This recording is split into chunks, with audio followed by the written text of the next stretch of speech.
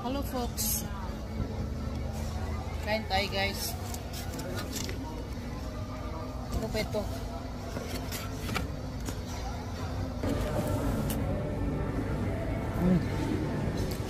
Fish and chips.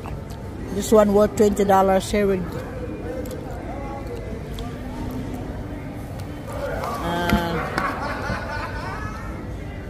Look where I am. Guys, I'm really disappointed what happened to our country now, Philippines. Kaya mag-video ako ngayon, mag-vlog.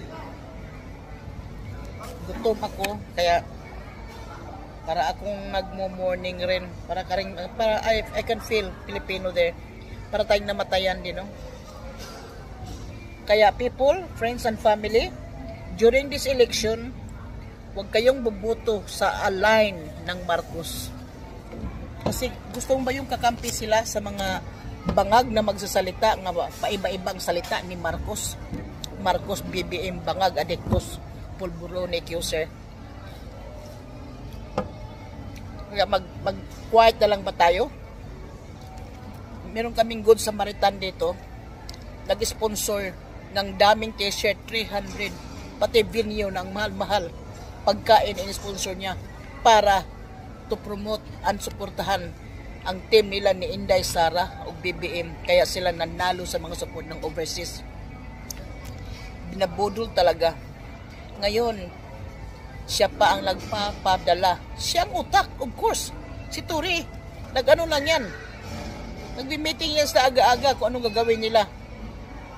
Yung isang ano ba yun, yung si Anyo, yung napili, anong pangalan yun, nga isa ka nagsuporta nga nagplano kung paano, naawa siya pero walang magawa, kasabwat siya. Kasi ano lang mga posisyon nila importante. Hindi importante ang feeling ng tao, at saka hindi na lang sa ano. You're always claiming human rights. May human rights bang binigay sa mga biktima? Ilang biktima, ilang napatay mga drug addict, ilang na biktima nila. Mas sobra pa ang biktima nila kung paano nila pinatay, paano ni-rape, paano inambos, paano nilulugnog. Wala nga mga victim fee, victim crime fee. Na katulad dito, meron. Namatayan ka pa, wala ka pang pera, walang tulong sa gobyerno. Gosh, I can't believe. Kaya, mga voters, wag talaga kayong magtamad-tamad na sabihan na ang reason ninyo. Hindi ko kasi makita ang pangalan, ang haba-haba. Malayo. Hanapin, magtiyaga kayo, scroll down, hanapin mo sa back pages, last pages below.